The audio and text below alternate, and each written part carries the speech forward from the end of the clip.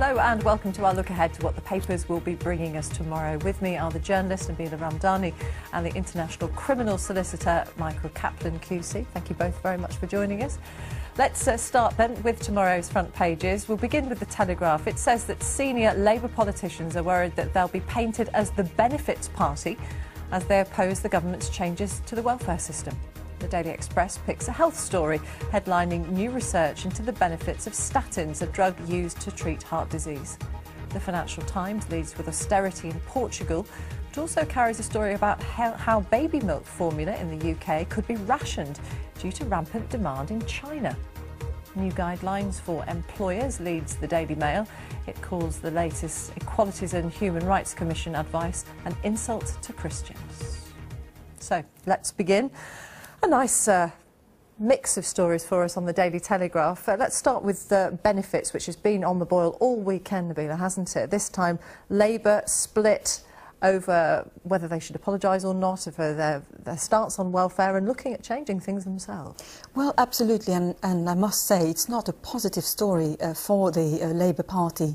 It's all about, deep and indeed growing divisions within the Labour Party at a time when it should be responding very firmly and very explicitly about the controversial reforms about to be introduced and or implemented by the coalition government. So it's not a very positive story for the party, and it's one that focuses on the party's struggle with shaking off its image of being a party that effectively promotes, the something for nothing culture. That's a label that the party is desperately trying to get rid of. Michael, we seem to have had a rash of apologies from all sorts of politicians in the last few months. I mean, not least Labour, and this time about benefits. Well, that's right, and I thought the only winners here must be the Conservative Party, who must be thinking to themselves, well, we've had to take the problems which there have been with the suggestions which they put forward, which start, of course, tomorrow. And here we have divisions within the Labour Party themselves.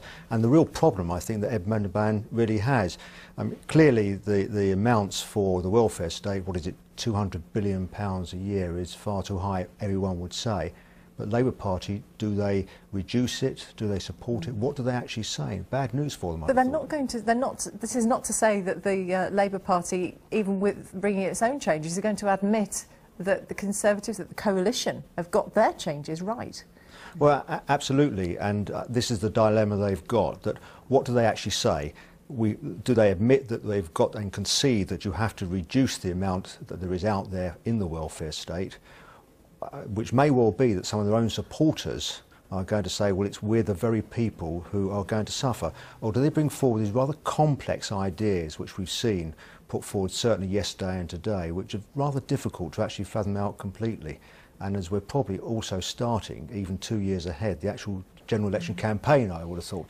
Interesting this morning that William Hague was actually talking about the general election now, so perhaps we've started the campaign already. Is that what it looks like to you, Nabila? Some battle lines being drawn already? Well, absolutely. I think this welfare story is absolutely hot potato at the moment. It's a story that's likely to carry on for a long time, precisely because of general elections coming up and parties having to be very specific about what to do with, a system that has been set up after the war that people are very fond of. But there have been, stories about abuses of the system recently, with extreme views being put forward in relation to the Philpott case. So the party leaders will absolutely have to explain themselves, and the Labour Party first and foremost, as it desperately tries to revolutionise its own approach to the welfare culture by dare I say, even going as far as introducing, means testing to benefits. Well, the idea, we don't have many details, but one of the ideas that have been put forward by Labour is that the more you put in, the more you're likely to get out should you need it. They're having to position themselves differently, but it's not necessarily going to cost less, is it, to do that kind of thing? Well, that's the problem at the moment. It may cost more, in fact. Yes. When you have means testing, of course, then if you're going to have individuals, you may in fact end up costing the state more. It's a very difficult situation, and of course there's bound to be some genuine people who now will not get the benefits which they otherwise perhaps are entitled to. Yes, and it will inevitably push people who have contributed less in further poverty. Let's look at the other story on the Telegraph tonight.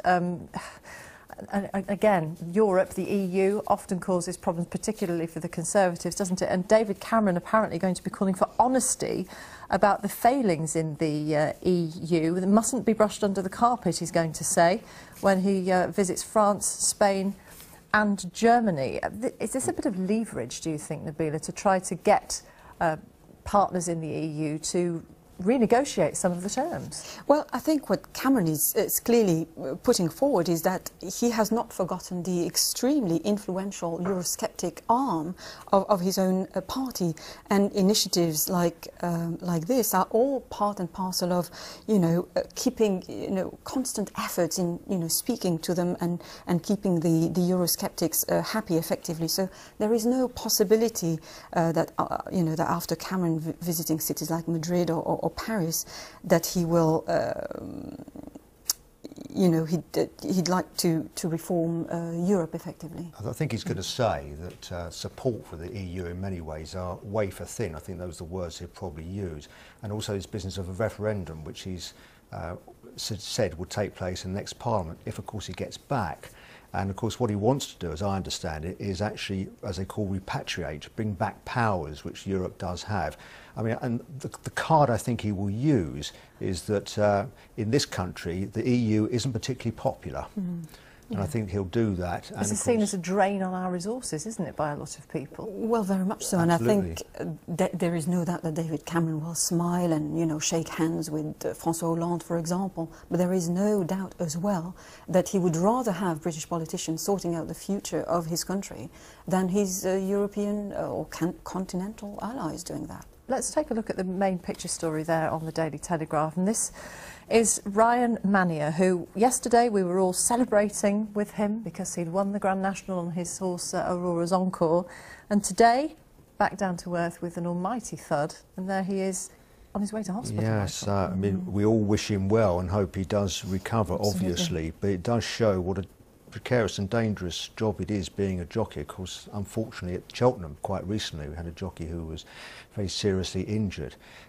Thankfully, of course, as far as the national was concerned, that went very well. Yeah, no horse fatalities. All 40 horses survived and got through the course. That's marvellous news. But it does show stark reality, really, that it is a sport which does have its dangers. I think they're made of different stuff from me.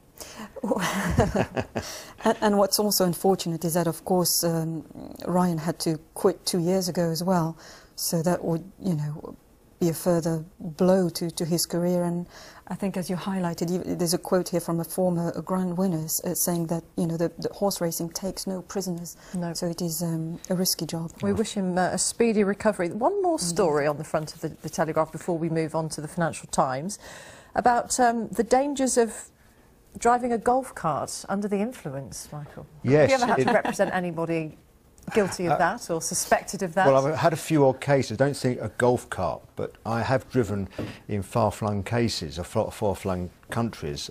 Myself and my wife have driven golf carts. They're quite not terribly easy to manoeuvre. They're but not here, very stable, are they? Well, they're not, and to some extent this is some people would say perhaps an amusing story, but there's a serious aspect to this, that in New York they found out that 10,000 golf cart owners in Peachtree City, which sounds delightful, doesn't it?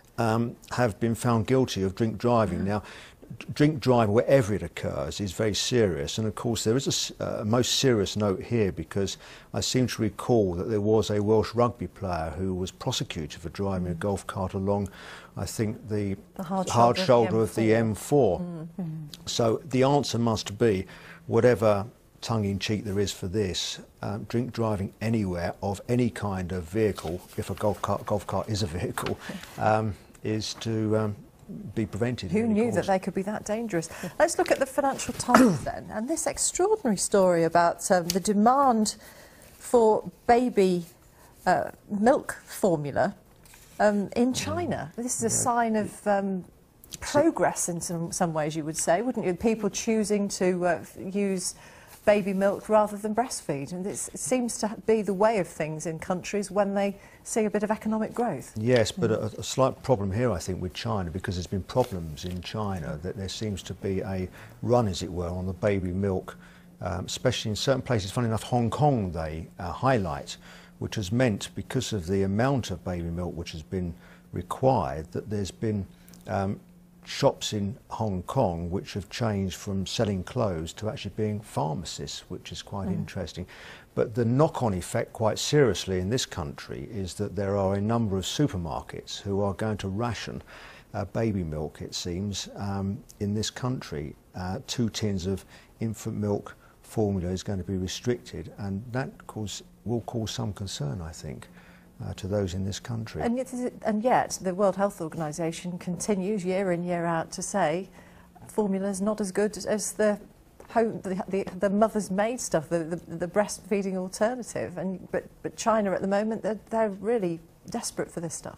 Well, absolutely, and it might have to do with the birth rate in China as well, and also we seem to associate China increasingly with, you know, the emerging, I mean, the increasingly rich class of people that is making a lot of money in China. But it has to be said that an awful lot of people have to work hard, and that includes women, and baby formula would come as a help, because they clearly cannot breastfeed and deal with daily life at the same time. No, not if you've got to go to work. Very difficult to balance the two. The Daily Mail's saying that it's an insult to Christians. The new human rights watchdog, the Equalities watchdog. This was some advice that we were talking about last night, actually, that vegans and pagans and druids are going to be exempted from certain types of activity because it's against their beliefs, Michael. Well, it does seem so, and employers are going to be warned by the Commission that they should be given time off to carry out these particular meetings or jobs or going on particular visits. Some people will find that difficult to comprehend, but there again, there are people who, of course, have very strong and passionate beliefs. And this is what this really is aimed at, that those who do should be given time off to carry out their beliefs. Before we finish for this hour, let's look at the Daily Express. It's got a health story, which, as we know, the Express rather likes a health story on its front page. And this time statins makes a comeback, Nabila, saying that it really does save your life. But there have been side effects which have stopped people from taking it. Well, yes, absolutely. I mean, this story is all about the cholesterol-reducing tablet statin, which far outweighs the negative reactions. So it's a very positive story. It's a good news. It has been the sample of people tested. There have been 8 million patients in the UK, and it led to, for those people taking the tablets, marked reduction in suffering from heart attacks. And the benefit seems to outweigh greatly the side effects, which can be as serious as kidney problems, for example. But if it weren't for the cost, then we might all take them. Well, it appears so. Of course, the cost now may save costs in the future. Yes, but who wants to stump up the £500 million it would probably cost to give it to us? Not a very attractive argument. Not for at the moment, no, not in the current economic climate, I think the phrase is. Nabila, Michael, thank you very much for this hour. We'll all be back, though, with another look at the papers at 11:30. I hope you'll join us then for another look at the front pages, and hopefully 1 or 2 more might have come in as well. Stay with BBC News, though, because coming up next, it's Pick.